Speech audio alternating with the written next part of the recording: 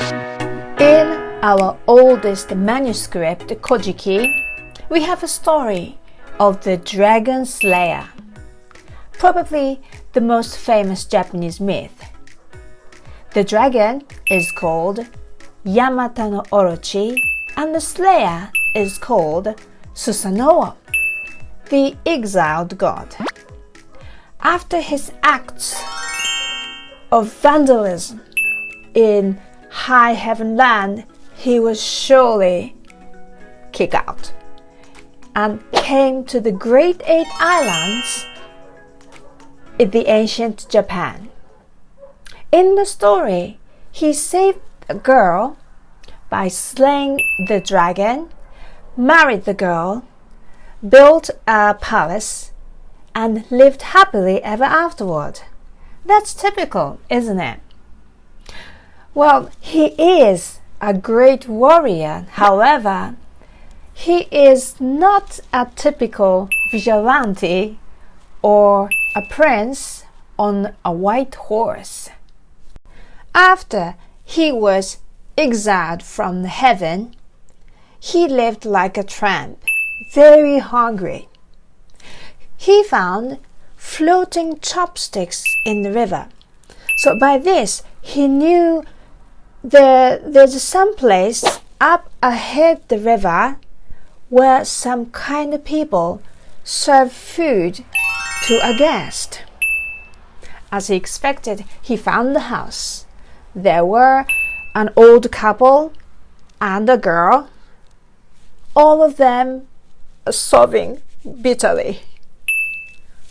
While he was eating, he asked, "What's the matter with you people?"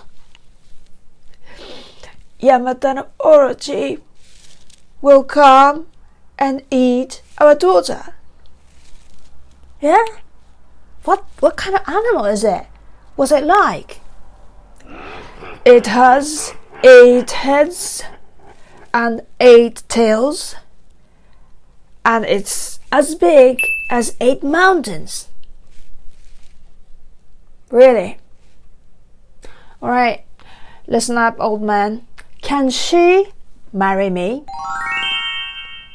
"Excuse me for asking, but we haven't heard your name. Who am I talking to, if I may venture to ask?" "Me? Susano, the brother of Amaterrass." Hallelujah! So they got married. You are probably thinking, what about the battle? Isn't he going to fight the monster? Usually, a vigilante fights the dragon, win the battle, and save the girl, and the girl loves you, and you get married to her. That's how motivation works. But for Susano, he doesn't need a glory to win the girl's love. He is born glorious. And his motivation comes from his love to protect his family. According to his theory, he needed to marry the girl first. Then he said to the old man, "You build 8 gates and place 8 tubs each." And to the old woman, "You fill the tubs with strong sake." So the poor old couple worked very hard while Susano was taking a nap.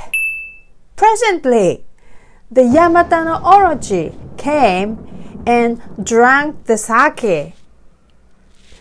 It has 8 heads, but it only had 1 liver, which makes its weak point.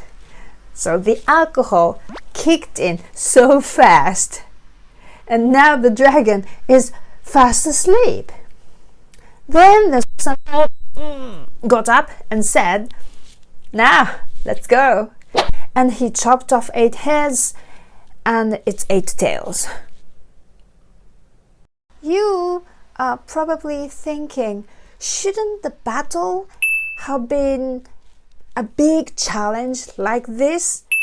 You know, fierce and tough? No, it was actually very easy because the giant snake was so drunk and totally sleeping from the beginning. Then Susano took her to a new land, Izumo, which means lots of kumo appear. The scenery, that's the place with the scenery with lots of clouds is magnificent. And he built a nice palace and lived with her happily ever afterward. In the story, you will learn a lot about Japanese culture. I will just explain 3 things only in this video.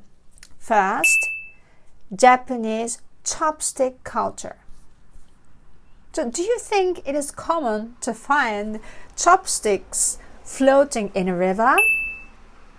Yes, it was in old times. We don't throw rubbish into a river except chopsticks in old times. In our culture, each has his or her personal dining ware. I have my bowl, my cup, my chopsticks. As a gift, you usually get this kind of chopsticks assortment. Red ones are Daria's, black ones are yours. So this doesn't work for Japanese people. For a guest, we prepare a new pair of chopsticks.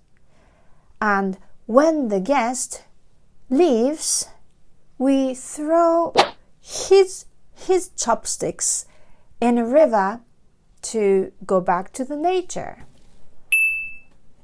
So disposable chopsticks are often used not because we are so lazy to do the dishes, partly because in our culture, something which touches your mouth gets your life, and the thing belongs to you only. So there's an old saying, if you want a piece of pie, the particular piece of pie, you will say, I'll put my saliva onto it, and the piece becomes totally yours. Second, marriage is considered to have a power to give you your spouse skills and strengths. So marriage is not a reward after you going through a challenge. It's a bond of 2 spirits to go through a challenge. Third, we love puns. Puns are plays on words. There are only 50 sounds in Japanese, so it's full of homonyms. For example, the girl's name was Princess Kushinada, and Kushi means comb. When Susano went to the battle, he didn't go alone. He changed his wife into a comb because her name is Kushi, and put the comb in his hair. Also, the place he chose to build a palace was called Suga because Susano said Suga Suga Shi. Suga Suga Shi means refreshing. So he chose the place to build a palace because he felt refreshing. Suga.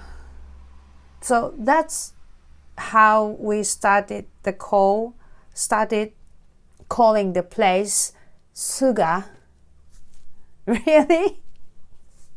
You'll find lots of puns everywhere in Japan. What do you say when you start eating? In Japanese, いただきます, right? So next time you say いただきます, try saying this.